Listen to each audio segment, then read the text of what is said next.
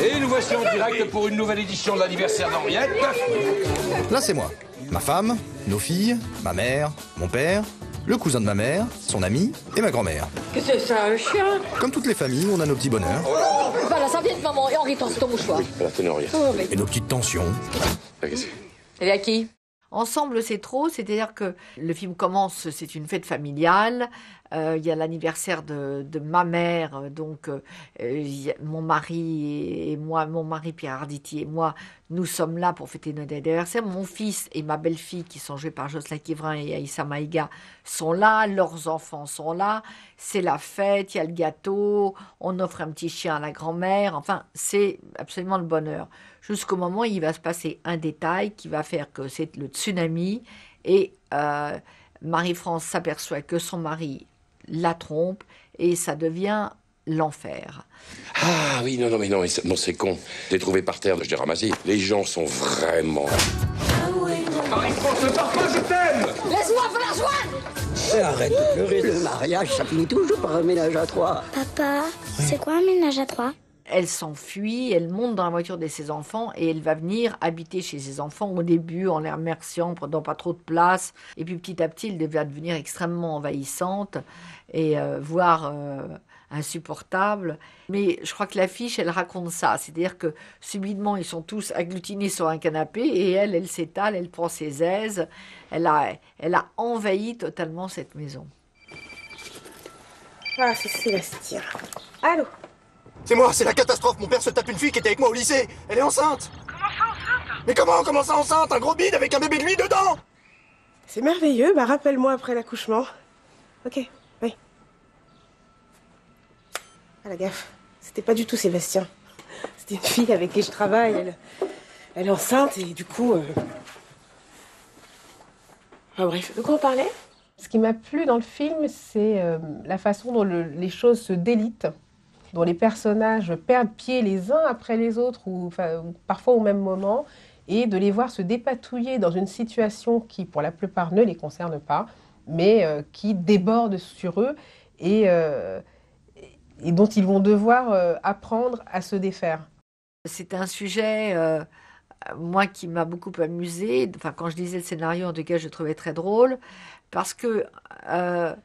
vous savez, souvent on dit oh ben oui, mais c'est quand même ils exagèrent, etc. Mais très souvent dans la vie, on voit des choses et on se dit mais si on mettait ça dans un film, les gens diraient non, ils en font trop, quoi. Et en réalité, ça peut arriver, ce genre de choses. J'ai voulu faire un film très drôle. Quand j'ai commencé à l'écrire, il n'y avait pas la crise. Donc c'est un hasard peut-être assez heureux qu'il tombe, qu'il donne cette impression-là. Mais en fait, je voulais vraiment, pour mon troisième film, après un deuxième film qui était une comédie que je qualifierais de dramatique, je voulais faire une comédie-comédie. J'attends ce moment de pulsion. T'emballe pas, mais embrasse-moi.